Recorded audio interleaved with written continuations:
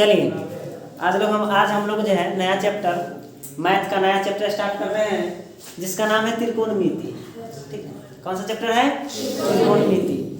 और इस चैप्टर बहुत ही मज़ेदार टॉपिक है। एक बार इतना याद रखिए, एक ही बात याद रखिए, जो इस चैप्टर से लगभग जो है 30 से 35 नंबर का क्वेश्चन बनता है। हर साल पूछता है, एक साल नहीं, हर साल एक इस चैप्टर से क्वेश्चन पूछता है। बहुत ही आसान चैप्टर, अगर अच्छा से पढ़िएगा तो। अगर अच्छा से नहीं पढ़िएगा तो चैप्टर ऊपरे चला जाएगा। बहुत सारा जगह से है, आप कहीं भी पढ़ लिए होंगे, बहुत जगह पढ़े भी होंगे, ऊपरे गया हो। ऐसे पढ़िएगा, हम पढ़ाते हैं, आपको अच्छे से पढ़ लीजिएगा अगर, तो हमको लगता है कि आप प्रत्येक क्वेश्चन को अच्छा से हल कर लीजिए। यहाँ चलते हैं, पहला चैप्टर, पहला नहीं है, यह 8वां अध्याय है, यह चैप्टर नंबर 8 है, जिसका नाम है त्रिकोणमिति। अब चलिए त्रिकोणमिति के बारे में थोड़ा सा बात करते हैं। त्रिकोणमिति का शुरुआत कैसे हुआ, कौन किया, कहाँ से आया, इसके बारे में थोड़ा सा चर्चा कर लेते हैं। तो ध्यान दीजिएगा, त्रिकोणमिति जो है यह 140 ईसा पूर्व, आज नहीं, कितना साल पहले की बात है, 140 ईसा पूर्व की बात है। इसको जो है ध्यान दीजिएगा, ट्रिगोमेट्री क्या होता है?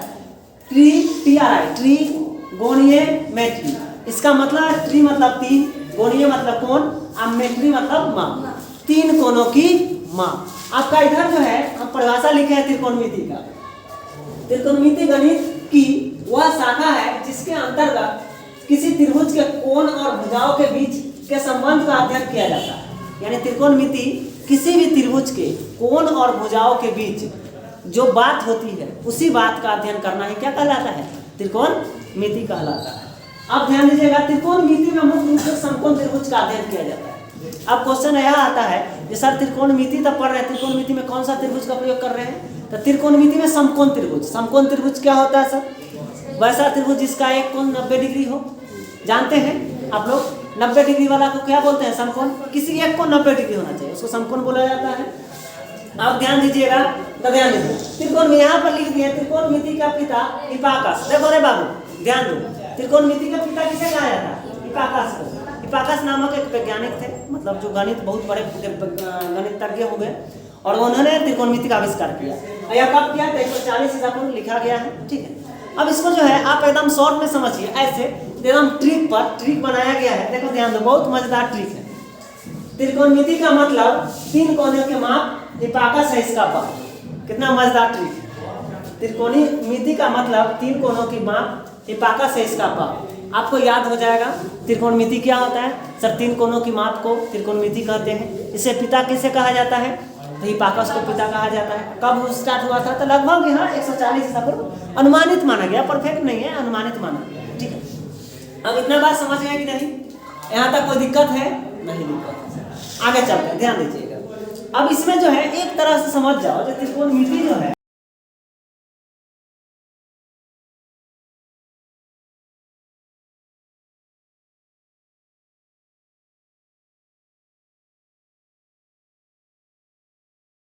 त्रिकोणमिति क्या है?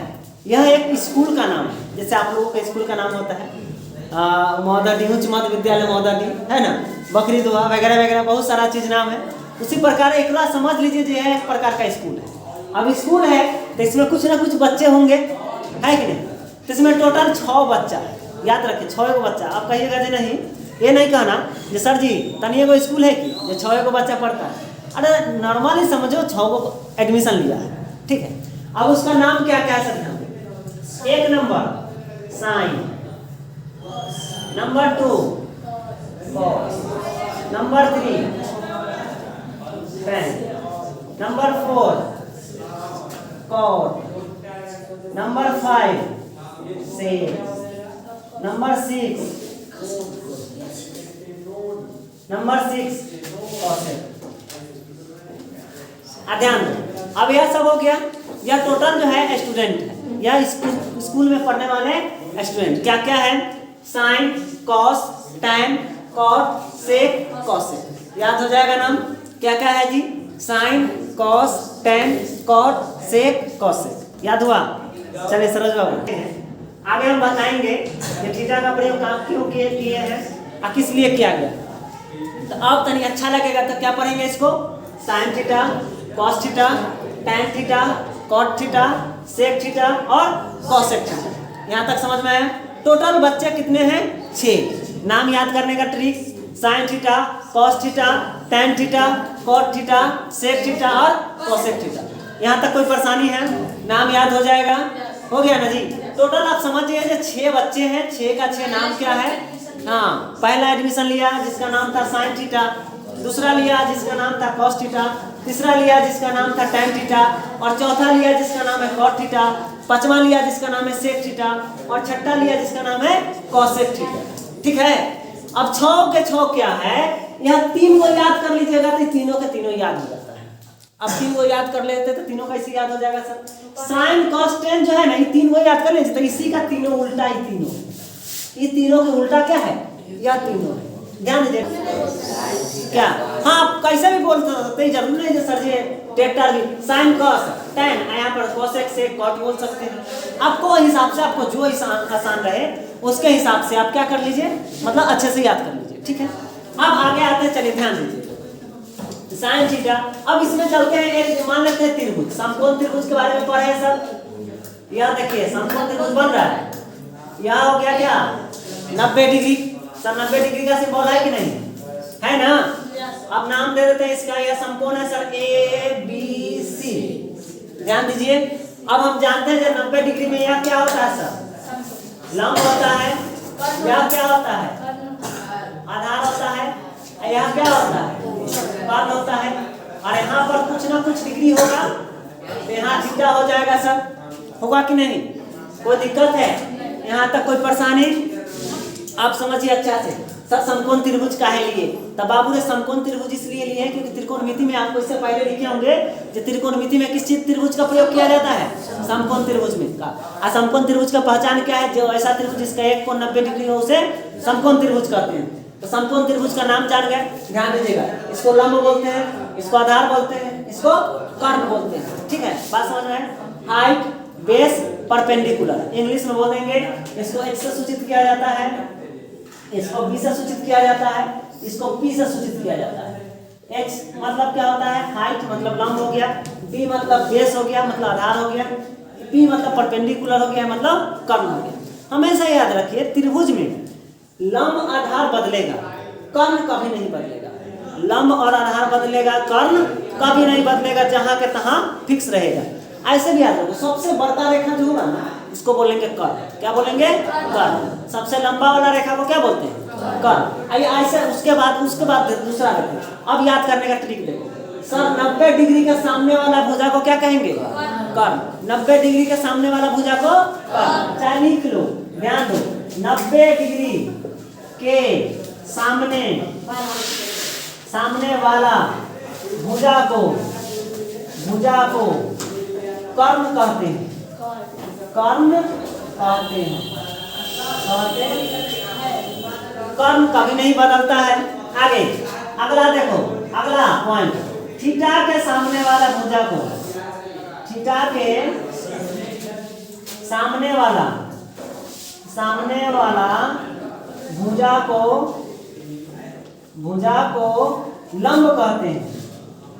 लंब कहते हैं। लंब कहते हैं। क्या क्या लिखे? 90 डिग्री के सामने वाले भुजा को कर्ण कहते हैं, थीटा के सामने वाले भुजा को लंब कहते हैं। अब बाकी जो बच गया उसको आधार कहते हैं। बात समझ में आया कि नहीं? यहाँ तक कोई परेशानी है? लंब आधार कर्ण अच्छा से समझे कि नहीं?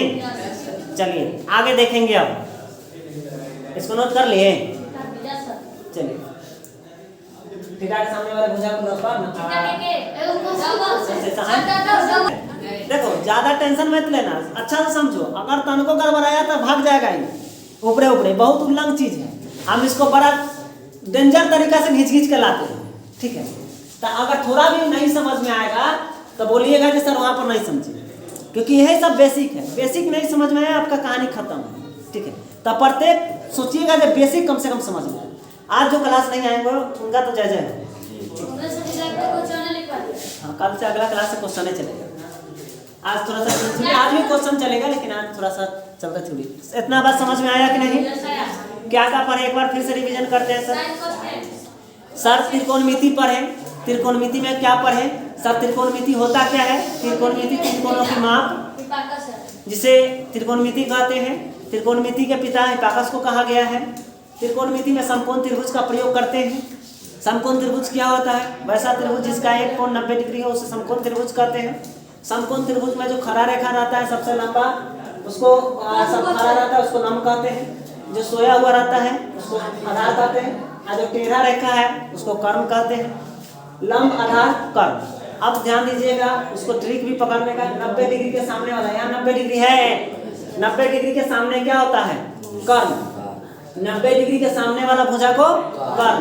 अब यहाँ थीटा है, थीटा के सामने वाला भुजा लंब। अब थोड़ा देर के लिए सोचिए, अगर थीटा सर यहाँ हो जाता तो थीटा अगर यहाँ होता है तो सर यहाँ क्या हो जाएगा? लंब। थीटा हमेशा याद रखें, थीटा के सामने वाला लंब, 90 डिग्री के सामने वाला कर्ण। कर्ण कभी नहीं बदलता है सर, बात समझ में है? हाँ। अब इस पर फॉर्मूला आता है, ध्यान दीजिए। तो ध्यान दीजिए, तो साइन थीटा बराबर फॉर्मूला क्या होता है? तो साइन थीटा बराबर होता है लंब बटा कर्ण, लंब बटा कर्ण। कॉस थीटा बराबर होता है आधार बटा कर्ण, आधार बटा।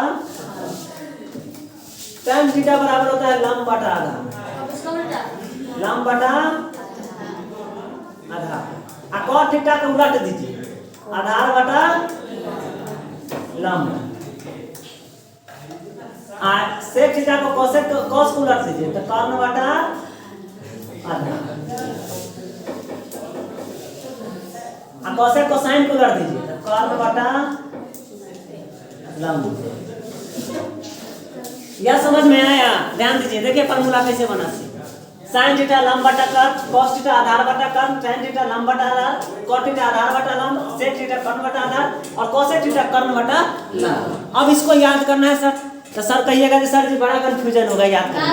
लंब, आधार, कर्ण कहाँ से घुस जाएगा ना, कौन में लंब है कौन में आधार है पता नहीं। तो इसका एक बहुत ही आसान सा ट्रिक है। इसमें आसान सा ट्रिक क्या है? एक ट्रिक है जो कि बहुत पुराना ट्रिक है, लाल बटा कक्का, लाल बटा में के ए कक्का, के ए, लाल बटा कक्का तो याद रहेगा, ये तो आसान है सर। लाल बटा कक्का, ध्यान दो। अब लाल बटा कक्का तो पहला देखो, पहला ये साइन हो गया, यहाँ पर साइन होता है ना, सबसे बड़ा क्या है? साइन। तो साइन में एल बटा क्या आएगा? तो एल से ल होता है, ल मतलब लंब, के से क मतलब कर्ण। बात समझ में आया? साइन थीटा मतलब लंब बटा कर्ण। और सेम आएगा कॉस में, तो सर कॉस में क्या होगा? ए बटा के मतलब आधार बटा कर्ण, फिर साइन कॉस, उसके बाद क्या आता है? tan में क्या हो जाता है? लंब बटा आधार। साइन कॉस tan ऊपर से तक नीचे से, sine cos tan cot sec cosec, तो cot नीचे आएगा ना, तो ए बटा एल, ए मतलब आधार, एल मतलब लंब। बात समझ में आ रहा है कि नहीं?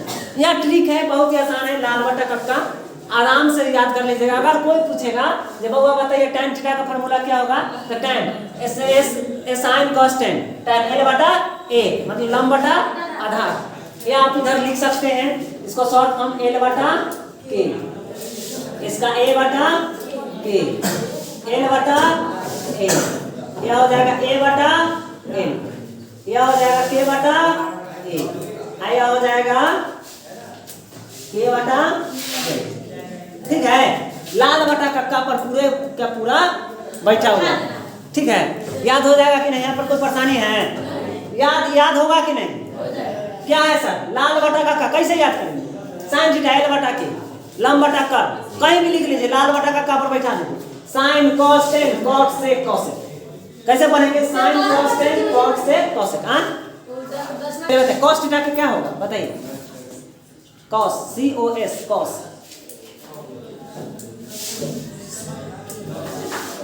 ए बटा के, ए बटा के मतलब ए मतलब आधार, के मतलब कर्ण, आधार बटा कर्ण।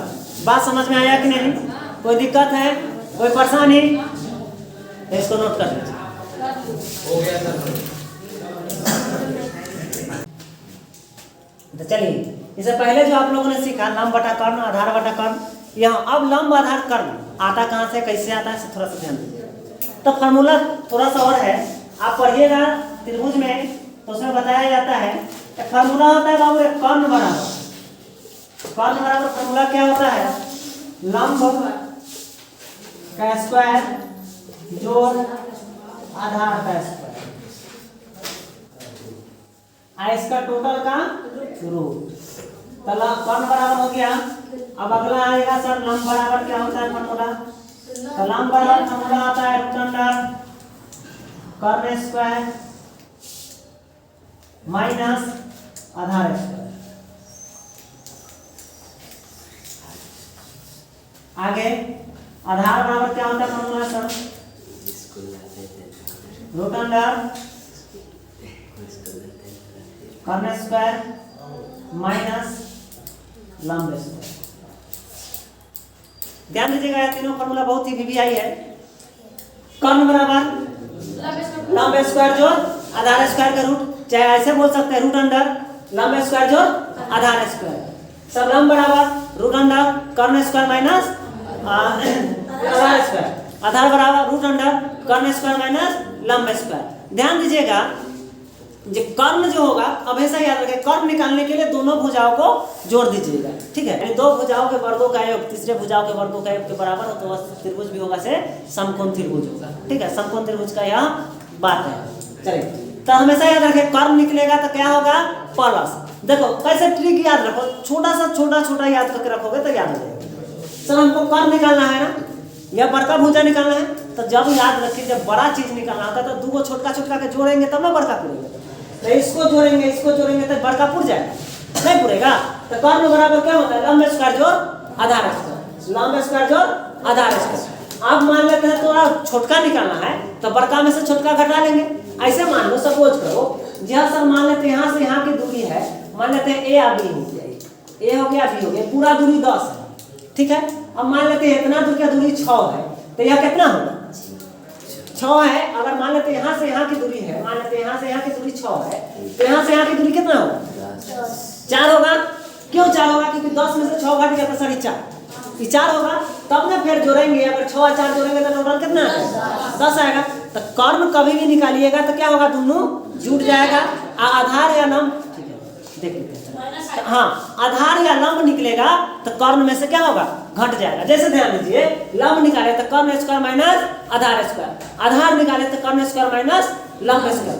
कर्ण में से घट रहा है, दोनों शर्त में कर्ण में से घट रहा है ना, तो हमेशा याद रखिएगा कर्ण निकलेगा तो दोनों जुटेगा, आधार या लंब कोई निकलेगा तो घटेगा। स्क्वायर रूट तो रहेगा ही रहेगा। इतना बात समझ में आया कि नहीं, कोई दिक्कत है। चलिए एक क्वेश्चन चलते हैं, क्वेश्चन पर चलते हैं। छोटा सा क्वेश्चन को हल करेंगे हम लोग अभी, एक छोटा सा क्वेश्चन हल करेंगे, ध्यान दीजिएगा, इसको नोट कर लीजिए।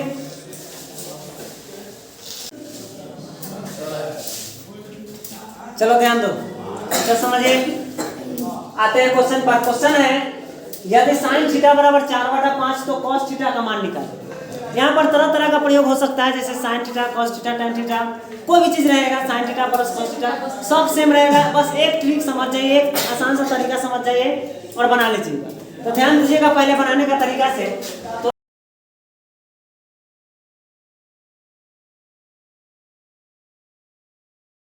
तो हल करने के लिए क्या कीजिए, एक त्रिभुज बनाइए, समकोण त्रिभुज का निर्माण कर लीजिए, नाम दे दीजिए A B C. Sine theta sir हल करेंगे, हल करेंगे, क्या दिया है, दिया गया है साइन बराबर, अच्छा से लिखेंगे थोड़ा सा, दिया गया है, क्या दिया है सर साइन थीटा बराबर 4/, तो यहाँ थीटा मान लेंगे, यहाँ थीटा क्योंकि यहाँ तो 90 डिग्री है ना, तो यहाँ थीटा करेंगे। तो साइन थीटा बराबर क्या होता है सर लंब बटा कर्ण, यानी एल बटा के होता है कि नहीं।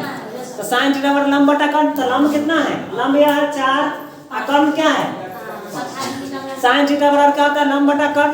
तो साइन थीटा लंब के जगह पर 4 और कर्ण के जगह पर 5, बच क्या गया सर आधार। तो आधार बराबर अभी फार्मूला लिखे हैं, आधार बराबर रूट अंडर कर्ण स्क्वायर, अभी लिखे हैं कर्ण स्क्वायर माइनस लंब स्क्वायर, लंब स्क्वायर। आधार बराबर क्या लिखे हैं कर्ण स्क्वायर माइनस लंब स्क्वायर। अब इस पर चलते हैं तो सेम टू सेम सर आधार की जगह पर क्या है BC है, तो BC बराबर कर्ण कितना है AC। अगर इसको अगर अच्छा से लिखना चाहे तो अच्छा से AC के स्क्वायर माइनस AB के स्क्वायर। अब देखो AC के जगह पर कितना है 5, 5 का स्क्वायर माइनस 4, 4 का स्क्वायर के रूट 5 का स्क्वायर क्या होता है 25 माइनस 16 का रूट। अब 25 में से 16 घटेगा तो कितना बचेगा 9 बचेगा सर, रूट अंडर 9। 9 रूट कितना होता है 3। तो सर BC बराबर क्या निकला, यहाँ से लिख दो अच्छा से, BC बराबर 3 निकला कि नहीं, कोई दिक्कत है सर नहीं। अब देखते हैं, चलते हैं प्रश्न से। प्रश्न क्या कहता है cos थीटा बराबर, तो cos थीटा क्या होता है फॉर्मूला से बाबू रे आधार बटा कर्ण।